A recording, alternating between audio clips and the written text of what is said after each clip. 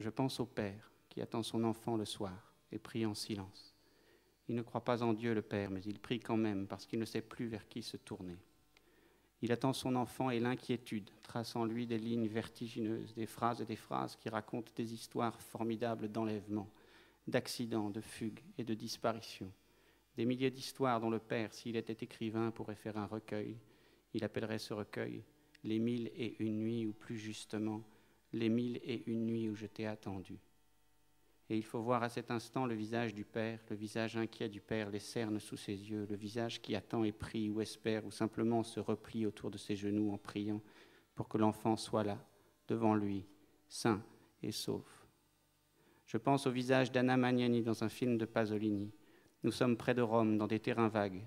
La mère observe son garçon assis sur un manège. Pendant les quelques secondes où elle ne le voit pas, Ettore se lève.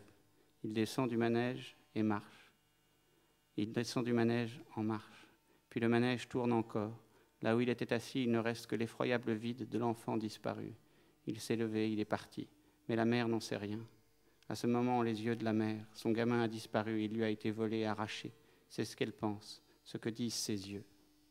Elle se met à courir, elle crie « Ettore, Ettore », si proche de « terrore », terreur, des instants minuscules, d'une mort inimaginable. La mère court après son propre effroi. Elle court après sa peur. Puis au bout de quelques mètres, elle le voit. Ettore ne s'est pas envolé, pas encore. Il marche gentiment sur un chemin qui s'appelle ennui. Les bras le long du corps, les pieds à la traîne. Des gaines familières du gosse. La mère s'apaise. L'inquiétude la quitte. Mais pour combien de temps ?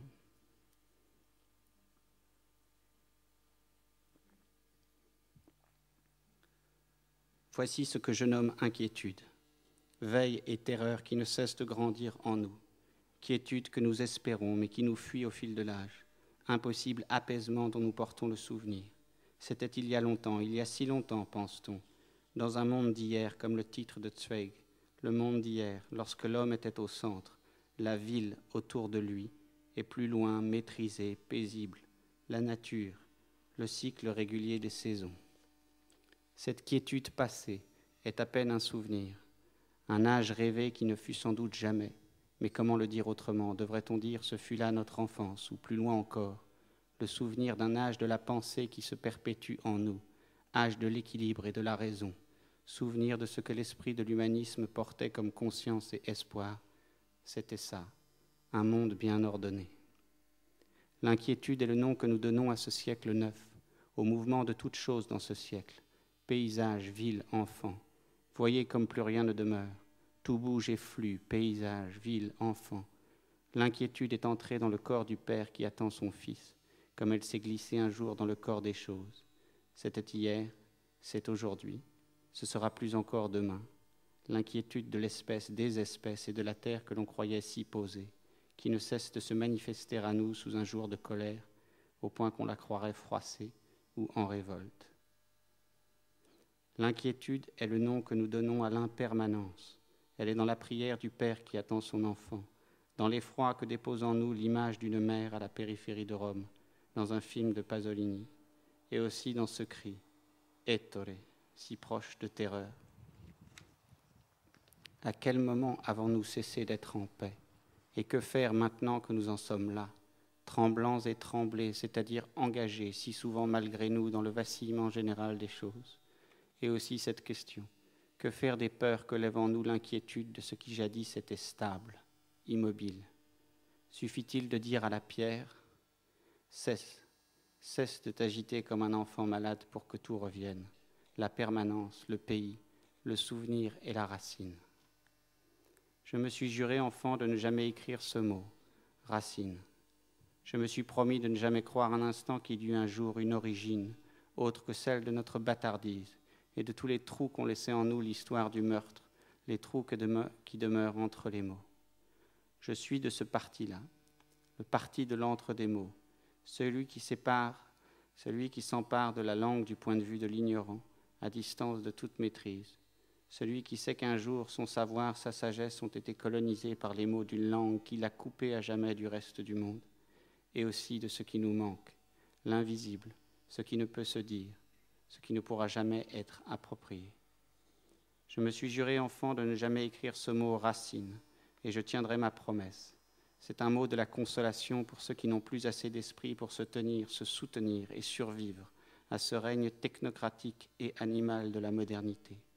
Je ne les excuse pas, je ne leur pardonne pas. Tout est là à leur portée, et moi aussi je pourrais être gagné par la peur. Mais moi, comme eux, j'ai senti l'attraction de ces mots racines, origine, mais j'ai dressé contre eux un barrage éternel. Je me suis juré de défier mes peurs, ne pas laisser au fil des ans grandir l'amertume et la nostalgie, ne jamais dire terre ou pays, comme s'ils étaient autre chose que des mots volants et volés à des ancêtres que nous prenons pour nos pères. Parce qu'il est bon de se raconter une histoire, de s'inventer des genèses. Fictions innombrables de soi, qui s'ajoutent aux strates de toutes les fictions inventées et produites par la machine. Et aussi ça, veiller contre soi, contre le récit soi-disant de soi et d'un nous imaginaire, veiller contre l'illusion d'être de quelque part.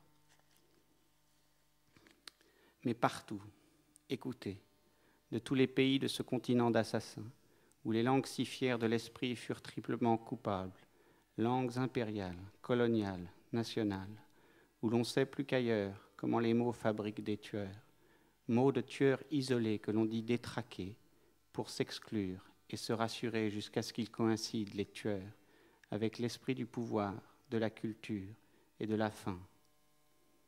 Partout, ces mots que je m'étais juré de ne plus prononcer, les revoilà. Hier, en Norvège, ce sont eux qui ont tiré. Ce sont les mots d'un romantisme hagard et dément de l'Europe depuis la chute du mur. L'orgueil fêlé et réarmé dans le cauchemar d'une pureté culturelle, entretenue, défendue, soutenue par la démagogie quotidienne et la paranoïa. Voyez l'identité réarmée, partout l'obsession du soi et du non-soi, pédagogie ancienne, transmettant la folie. Ici, une île de Norvège, la surface monstrueuse d'une lente régression, dans une fiction du monde où chaque être est une cible, où je est un joueur. J'ai vu, après le massacre de Columbine aux États-Unis, j'ai vu les gamins s'emparer du joystick de la simulation. J'ai vu la scène du massacre rééditée et rejouée en différé. Les gamins meurtris jouaient soi-disant pour se guérir de l'effroi, de l'inquiétude. C'était un jeu en fait. Ils ont recréé un jeu à partir du massacre de Columbine. Bientôt, croyez-moi, le massacre d'Utoya lui aussi sera remis en scène. Il entrera dans le cycle de la simulation. Nous y sommes déjà, des cibles sur un tableau. Partout l'homme-jeu, comme il y avait des hommes panthères dans le cahier de Césaire. Des hommes-jeux et des hommes morts. Mais j'y reviens au flottement, au tremblement de l'être, à l'impermanence de toute chose. Comment est-ce arrivé ? C'était il y a longtemps, souvenez-vous, le temps de Newton, d'une mécanique ordonnée, d'un ordre des raisons, temps fier d'une pensée heureuse où l'on pouvait classer, diviser, ranger entre le jour et la nuit, le chaud et le froid, la lumière et l'obscurité. C'était il y a longtemps, et quel bouleversement. Celui qui porte encore le souvenir de ce monde-là se mettra à crier.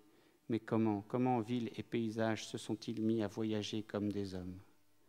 Avant, c'est vrai, il y avait un mot, mesure, ceux qui écrivaient, un monde, une carte à la mesure des hommes, des géomètres partout, une cité, une éducation de la juste mesure. Souvenez-vous aussi un point à l'horizon, à la mesure de l'œil. Pensée de Grèce, lumière d'Italie. Les musées sont pleins de ces images-là. Grands voyageurs, croquis, exploration, à la mesure. Et les mots encore clairement et distinctement disposés. Des mots si justement choisis par l'esprit de progrès qu'on les croyait transparents. Comprenez, c'était là où pointait la flèche du temps. L'esprit, au fil des ans, dévoilerait la mécanique des estres et des astres. Bientôt tout serait clair et bien pensé. C'était la foi, l'espoir et le calcul ensemble. L'univers à la mesure de l'homme. Je me souviens, moi, je n'étais pas né. C'était il y a longtemps. Mais déjà quelqu'un dont je ne cesse de réciter la phrase écrivait Le silence éternel des espaces infinis, le silence éternel de ces espaces infinis, je viens de vérifier, m'effraie. Premier acte de notre inquiétude. Modernité infinie d'une sensation nouvelle du vertige qui entrait ainsi par une phrase sur la scène du monde et qui ne fut suivie de rien, d'aucun effort, d'aucun effet. Qui a construit l'école de cette phrase? École de l'effroi, du vertige. Qui nous a préparés à vivre avec cette inquiétude? Personne. Les écoles, les institutions, toutes ont choisi la voie pleine, meurtrière du progrès, toutes jusqu'à aujourd'hui sans faute, mais j'y reviendrai. Aujourd'hui, nous avons quitté le temps des certitudes, l'impermanence, le mouvement désormais en tout, et aussi la coupure. C'était après la Grande Guerre, et allons-y, revenons une fois encore, une dernière fois sur ce siècle que nous avons quitté. Le refrain du XXe siècle, les mots de ce siècle qui nous hantent ici encore, et je serais tenté de dire qui nous poursuivent là jusqu'à Utoya, cauchemar et orgueil d'une pureté culturelle hallucinée. Après la Grande Guerre, disons, ce fut l'heure des grandes résolutions et de la fin du monde, ou plus justement d'un monde, celui que Zweig nomma bien plus tard le monde d'hier. Déjà, je dirais, nous étions nombreux à espérer que ça ne reviendrait pas. C'était Valéry, les premiers dadaïstes, les gisants de 14. Ils parlaient de l'Europe, du suicide de l'Europe. Suicide des mots européens que l'on ne cesse de congédier et qui reviennent ici dans une île, là dans un discours, mais partout de la même manière. Après la Grande Guerre qui prit les mains, jambes et têtes de la jeunesse, certains firent entendre dans l'art les cauchemars des tranchées, c'est-à-dire ceux qui avaient physiquement tranché entre le bras et la main, entre les vieilles lignées et l'avenir, entre les généalogies illusoires des pays et l'anonymat des villes. Vous connaissez, n'est-ce pas, cette histoire? Nous la récitons infiniment comme une messe et un refrain. Mais qui en porte le sens? Et pourquoi me direz-vous revenir si loin? C'est l'histoire de notre inquiétude, l'histoire des enfants turbulents de la Grande Guerre. Ils naissent à la fois libres et amputés, et leur père, silencieux et sévère, leur parle de la boue, des ordres jetés pourquoi? Peut-être juste pour ça, pour que meure un mot, mesure, ou un autre, homme, pour qu'adviennent les gosses d'un savoir fou. Nous, eux, les dadaïstes, les enfants de l'enfer, de la terreur, les enfants du délit et de l'assassinat. Je ne dis pas les enfants de la honte, mais de la démesure. Évidemment, nous portons en nous les trous du XXe siècle, et nous les transposons dans un règne de jeu, de sédimentation fictionnelle.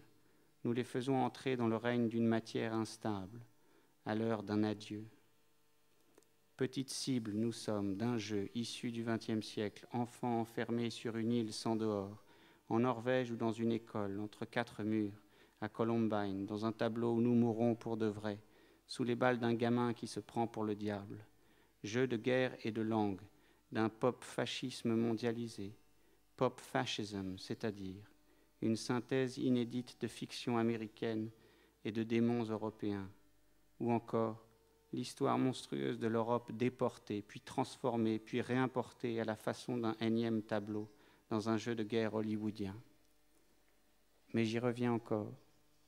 L'inquiétude, l'événement par lequel elle s'insinue en nous. Grande guerre, tranchée, souvenez-vous, les ordres des états-majors étaient aussi donnés pour ça, pour que la raison reconnaisse sa folie, la langue sa vanité et la civilisation sa démence. Si Dieu existe, dirait-on désormais, il a perdu la tête, ou plus, Ubu l'a tué. Ubu a pris sa meilleure balle, l'a bien astiquée, puis il a tiré dans la tête de Dieu, et des millions de soldats sont rentrés chez eux en portant leurs jambes sur l'épaule. C'étaient nos arrière-grands-parents, noirs, morts, arabes, juifs d'Allemagne et de France, métèques et limousins, mobilisés pour quoi? Pour l'esprit, qu'ils disaient, pour les lumières, mon cul.